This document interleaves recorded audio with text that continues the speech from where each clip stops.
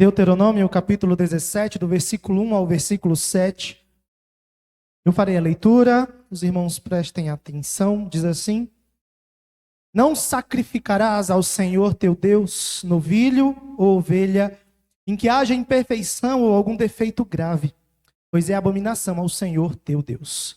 Quando no meio de ti, em algumas das tuas cidades, que te dá o Senhor teu Deus, se achar algum homem ou mulher que proceda mal aos olhos do Senhor teu Deus, transgredindo a sua aliança, que vá e sirva a outros deuses, e os adore, ou ao sol, ou à lua, ou a todo o exército dos céus, o que não ordenei, e te seja denunciado, e o ouvires, então indagarás bem, e eis que, sendo verdade, e certo que se faz tal abominação em Israel, então levarás o homem ou a mulher que fez este malefício às tuas portas, e os apedrejarás até que morram. Por depoimento de 2 ou 3 testemunhas, será morto o que houver de morrer. Por depoimento de uma só testemunha, não morrerá. A mão das testemunhas será a primeira contra ele, para matá-lo, e depois a mão de todo o povo. Assim o eliminarás. Assim eliminarás o mal do meio de ti. Amém. Vivemos numa geração difícil, irmãos. Eu imagino que todo mundo que esteja vivendo a sua geração fale de alguma dificuldade. Mas a gente vive no meio de um povo que não deseja ser confrontado ou mesmo viver pela palavra de Deus. Querem viver a própria sorte, a própria vontade, os próprios desejos. E ai de quem falar contra. Ai de quem confrontar. Não é à toa, por exemplo, os crentes que gostam de festa junina. Ah, tem crente que gosta de festa junina. E eu vim dizer para você que festa junina não é de Deus. Não é para nos associarmos com festa junina.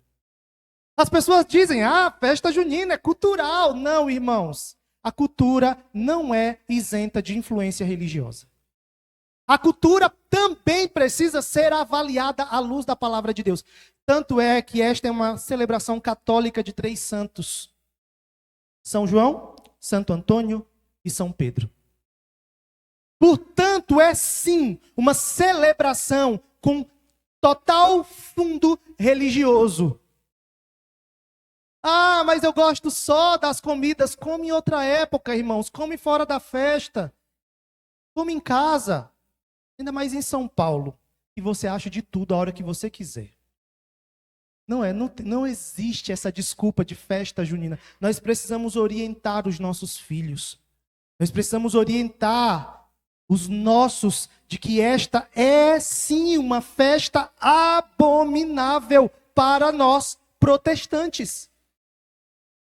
Paremos de nos associar com coisas que não são do Senhor. A desculpa da cultura não cola neste caso, irmãos. Cultura não é isenta de influência religiosa. A cultura também precisa ser avaliada à luz da palavra. E tudo aquilo que gera escândalo deve ser rejeitado pela igreja do Senhor. Portanto, não vá à festa junina. Não se associe a essas coisas. Ensine os seus filhos que isso é abominação ao Senhor. Por que festa junina tem a ver com o que eu estou falando hoje? Eu vou falar de idolatria. E tem crente idolatrando. Só chegar junho.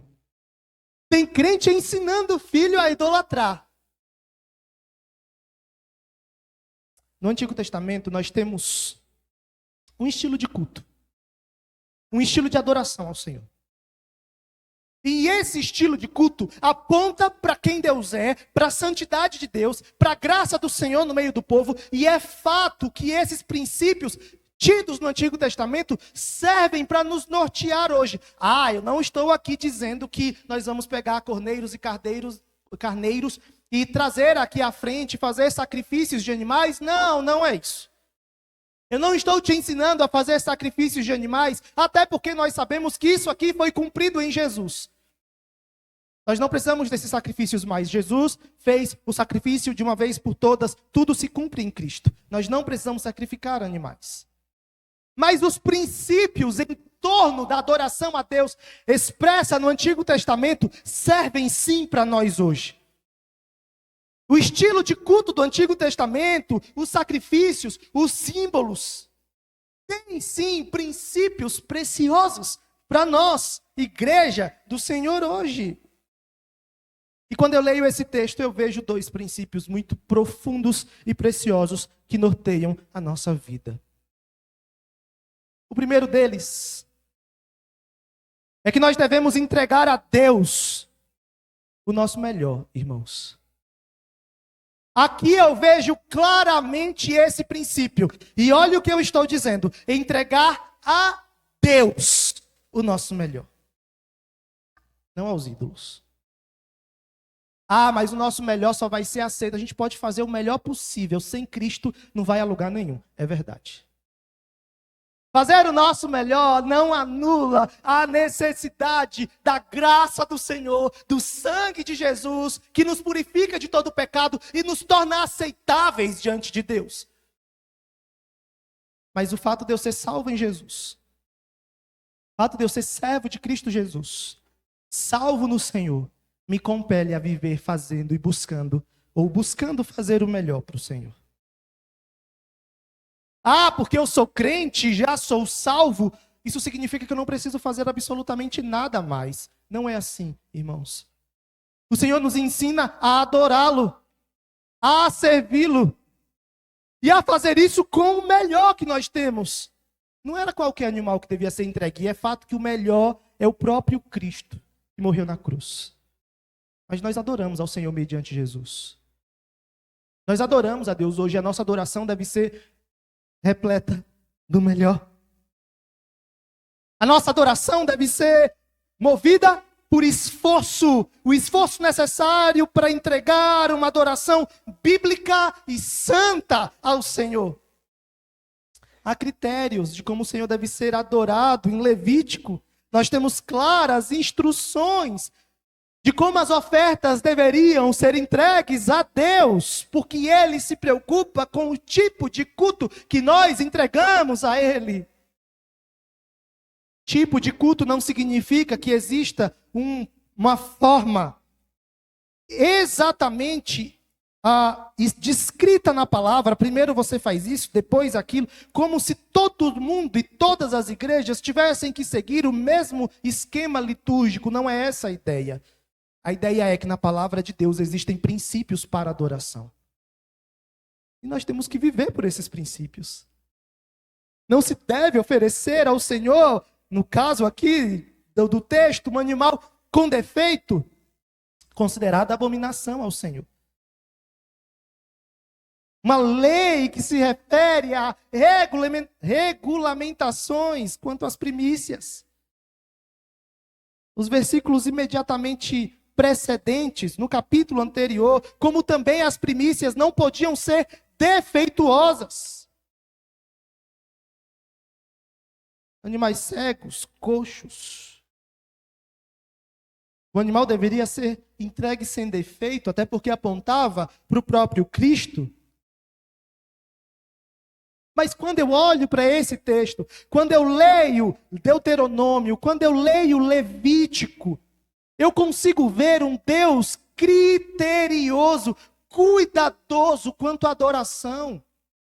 Quando eu leio Malaquias, o livro do profeta Malaquias, eu vejo um Deus que exige dos seus sacerdotes, do seu povo, uma adoração santa e sincera, criteriosa.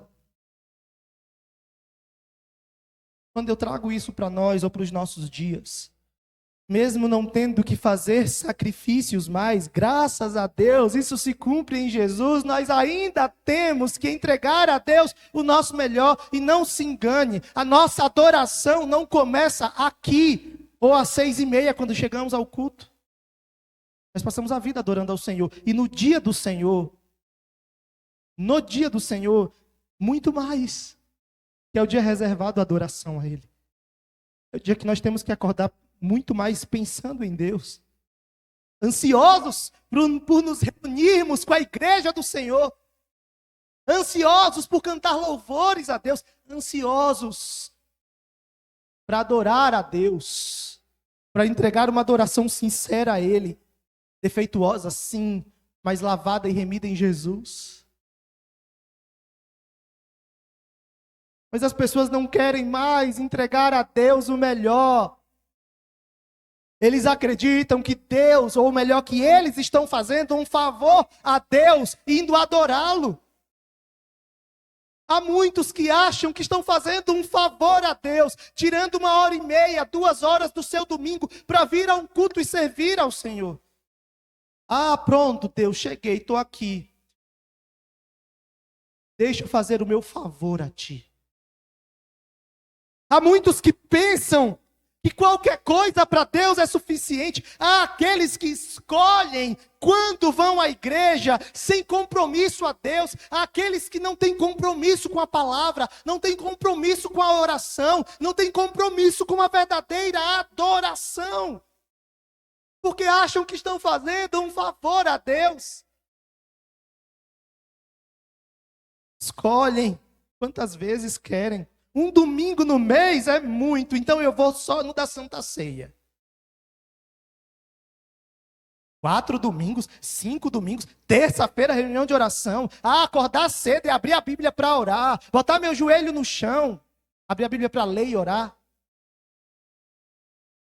Botar meu joelho no chão e clamar ao Senhor. Não, cansativo demais. Uma vez na semana está mais que bom. Já fiz o favor que Deus merecia.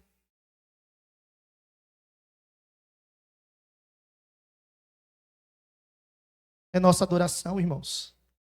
Isso é sobre nossa devoção a Deus. Eu não estou falando de salvação, porque como eu disse, a salvação é garantida em Jesus, mas como salvos, nós somos compelidos a servi-lo e servi-lo com o melhor. Porque se nós não fazemos isso, é o mesmo que desprezar o nome do Senhor.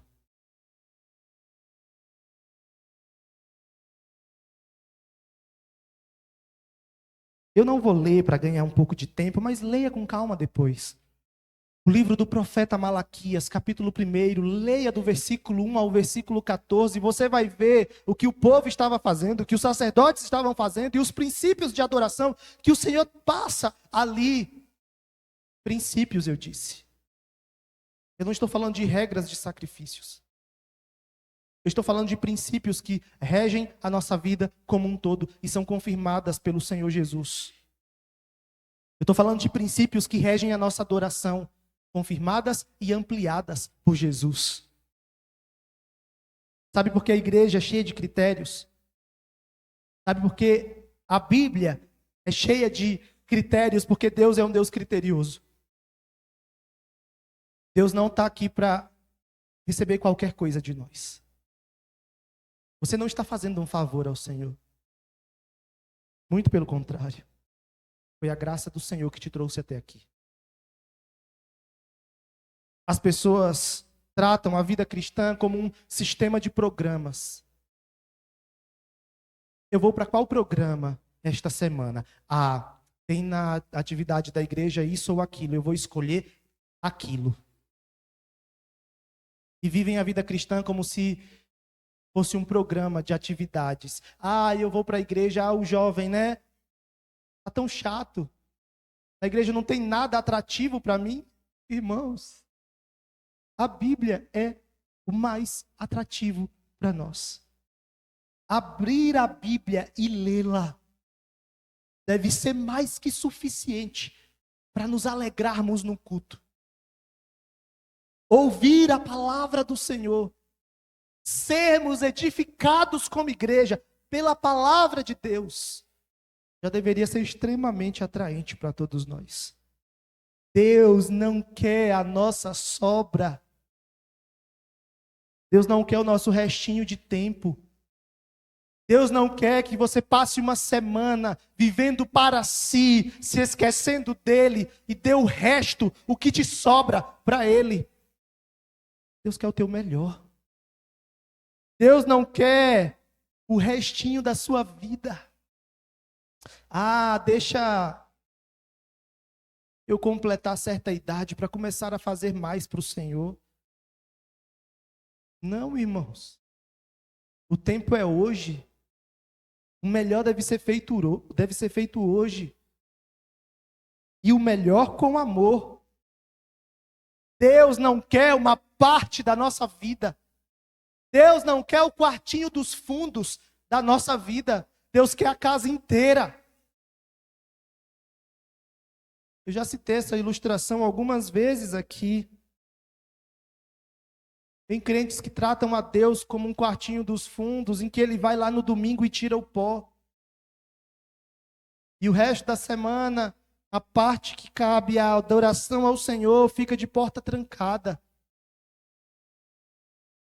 A nossa vida precisa ser o melhor a Deus o tempo inteiro.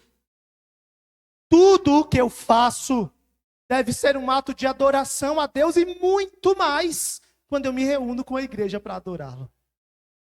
Aí é um nível altíssimo de privilégio me reunir como igreja e de exaltar o nome do Senhor.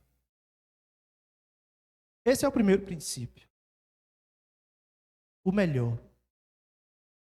Nada menos que o melhor. O nosso melhor vai ser sempre com defeitos, irmãos.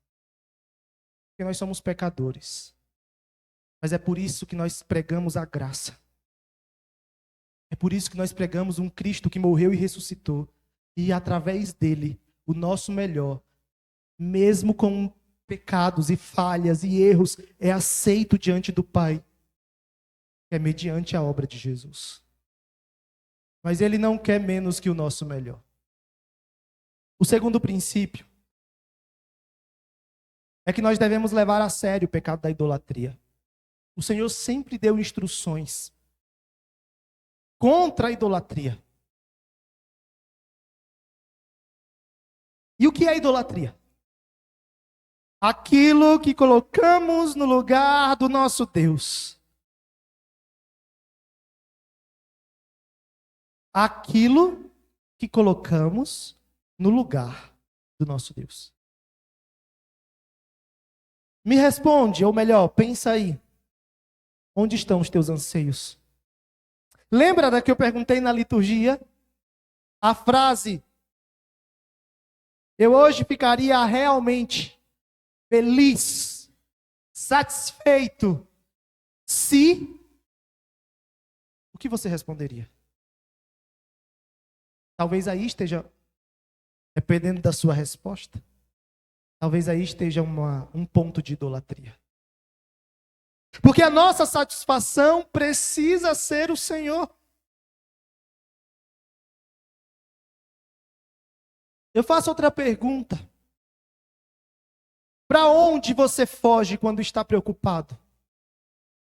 Quando está angustiado? Onde você põe a sua esperança? Porque muitas vezes nós buscamos refúgio nos ídolos, irmãos.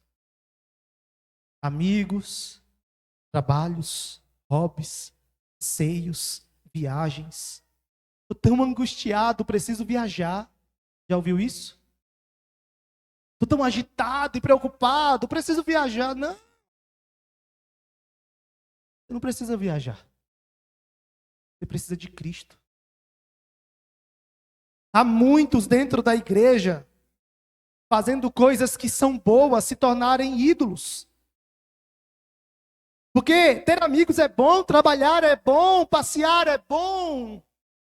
Mas essas coisas podem se tornar ídolos na sua vida. Se tomarem o lugar do Senhor. E se forem para onde você foge. Onde você se refugia. Muitos buscam refúgio no futebol, né? 1h30 ali, sem me preocupar com a vida. Só vendo os caras jogarem uma bolinha. Tem muitos aí buscando refúgio no álcool. Na série. Maratonando séries para aliviar a alma. Na comida. No cigarro. nas drogas, na violência, nas compras. Estou estressada, vou lá comprar um pouquinho. Na pornografia. Isso existe na igreja, irmãos. Existem na igreja muitas pessoas que estão buscando em outras coisas alívio para a alma. Estão buscando em ídolos, porque a primeira imagem que vem à nossa cabeça é de, sei lá, um bezerro de ouro, de uma imagem, é de um santo. Mas a gente se esquece que nós podemos colocar, infelizmente, outras coisas no lugar que não pertence ao Senhor. Lembra de Raquel? A expressão que ela fala: dá-me filhos, senão morrerei. E a partir dali, ela faz de tudo para ter filho. Ela faz o aceitável e o inaceitável. Sabe por quê? Porque para aquela mulher a maternidade se tornou um ídolo. Algo que era bom. Se tornou a razão da existência dela. Lembra do hino 108? Que nós cantamos? O que faz um homem perder 4 filhos no mesmo dia. E enquanto em viagem, passando pelo lugar do naufrágio, consegui escrever aquele hino tão bonito: sou feliz com Jesus, meu Senhor. Só é possível quando nós entendemos que não são os nossos filhos a razão da nossa vida, mas é Cristo. E mesmo que nos tire tudo, Cristo permanecerá lá. Ele é a nossa razão. Aquele hino foi escrito regado de lágrimas, eu imagino. De dor, sim. Mas há um conforto que a igreja tem quando se refugia em Jesus. Tem muitas pessoas que colocam no trabalho a fonte da sua existência. E quando se aposentam, perderam o sentido de viver, não é assim? Quantos idosos você não conhece depressivos porque deixaram de trabalhar? Eu conheço vários. Trabalhar é importante, é bom? Claro que é. Mas olha que preciosidade. Chega um momento da vida em que você não mais precisará trabalhar. Você vai poder se dedicar muito mais tempo ao Senhor. Talvez ser um presbítero, um diácono da igreja. Você vai poder se dedicar muito mais a Deus. Mas a razão dessas pessoas, e muitas vezes, não é o Senhor. É o seu trabalho. E quando isso lhe é tirado, ele não tem mais razão de viver. A razão da nossa existência precisa ser o Senhor, irmãos.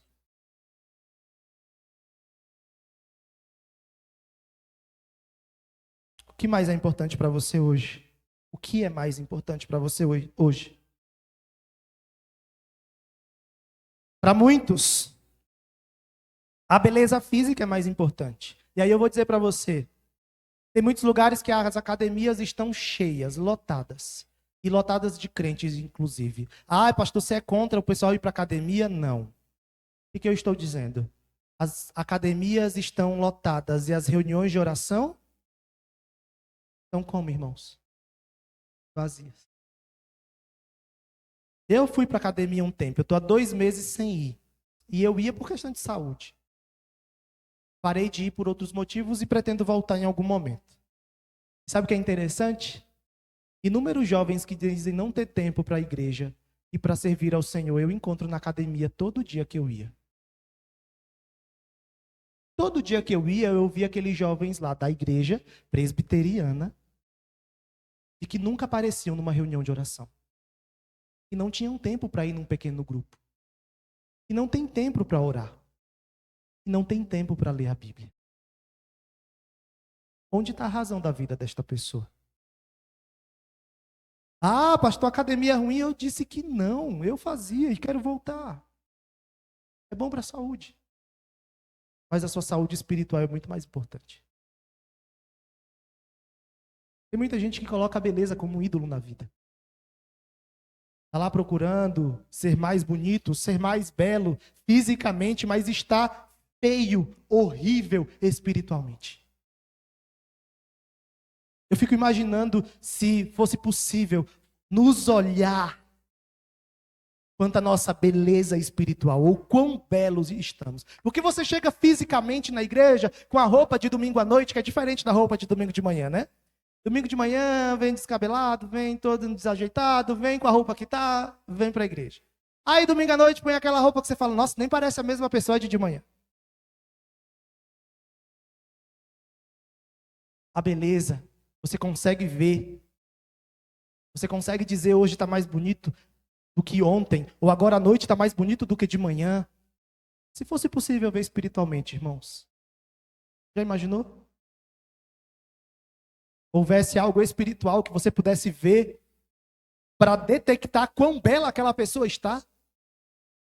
Muitos, dentro das igrejas, estão lindas por fora e horríveis por dentro. Vazias. Porque o ídolo delas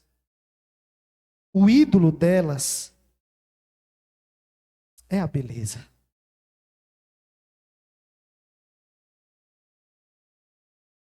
É interessante que eu sou pastor e é inevitável, irmãos, encontrar o jovem na igreja todo dia que eu ia na academia e não pensar, por que não vai para a igreja, né? É inevitável. Se eu ia 9 da noite, 10 da noite, 11 da noite, e tinha dia que o miserável ainda mandava mensagem para mim, pastor, tá vindo hoje? Vai que horas?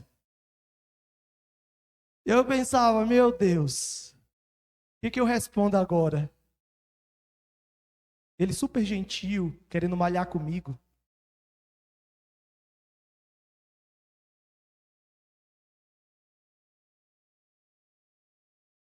Isso é sobre adoração, irmãos. Não é sobre ter filhos, não é sobre maternidade, não é sobre academia, não é sobre beleza, é sobre adoração. É sobre como anda a sua adoração. A idolatria nesse texto é tratada com muita seriedade. Qual é o primeiro mandamento? Não terás outros deuses além de mim. Deus é o único Deus verdadeiro. E não deve haver outros deuses diante dele. Adorar qualquer coisa, colocar qualquer coisa no lugar do Senhor, é idolatria. Quando os israelitas adoraram um bezerro de ouro no deserto, Deus ficou extremamente irado com eles. Deus não tolera idolatria. E eu já fiz aqui, já ficou claro para você que a idolatria vai muito além de fazer um bezerro de ouro. A idolatria começa no coração.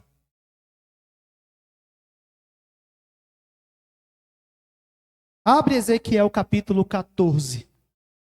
Livro do profeta Ezequiel.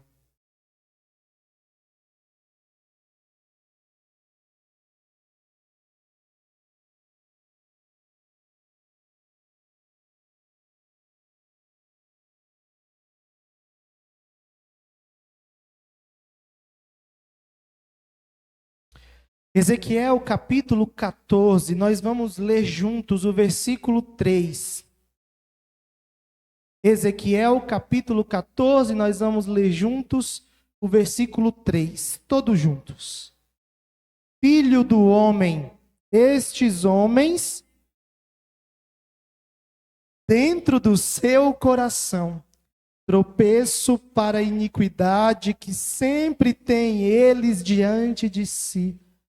Acaso permitirei? Olha o texto. Eles levantaram os seus ídolos dentro do coração. A idolatria começa no coração. E mesmo que você não faça um bezerro de ouro, talvez você esteja adorando outras coisas. A idolatria é um pecado grave contra Deus. E deve ser evitado a todo custo. Deus deve ser colocado em primeiro lugar na nossa vida. E isso deve nos fazer isso deve nos levar a adorá-lo em espírito e em verdade. Talvez o seu ego, a sua ira, a sua amargura, talvez o seu marido, a sua esposa, os seus filhos, talvez a sua satisfação pessoal. Talvez eu poderia citar inúmeras coisas que podem ser um ídolo na sua vida. Tem gente que está vivendo a vida para se satisfazer. Tudo gira em torno da própria satisfação. Tem muita gente que está vivendo para a própria satisfação. Você precisa fazer o que deseja para viver feliz.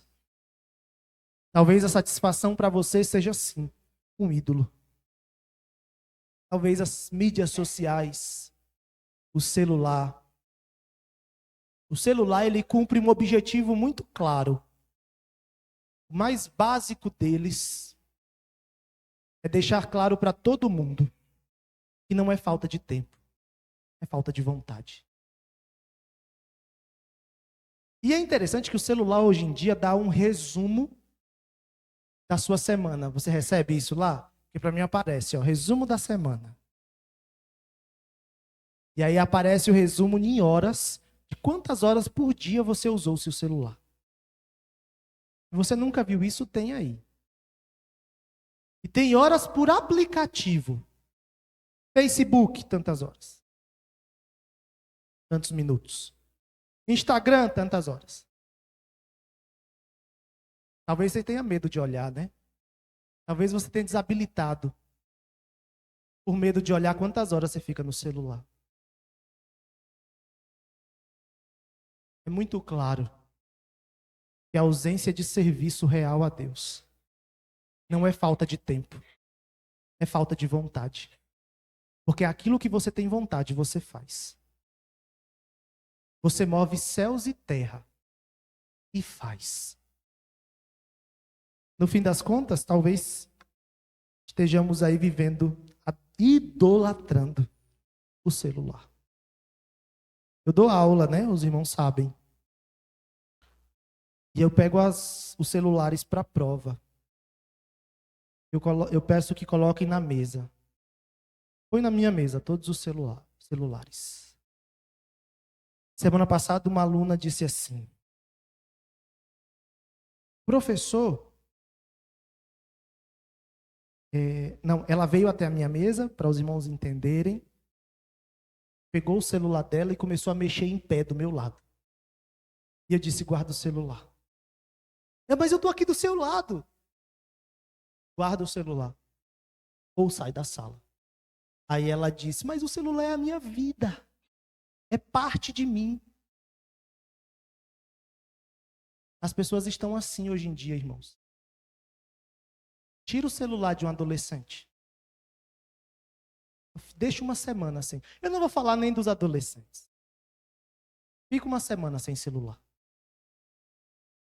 Vai ter abstinência alguns. Idolatria.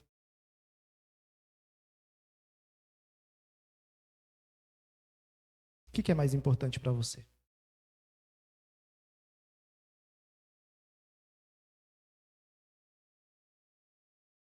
Talvez você não tenha entregado o melhor.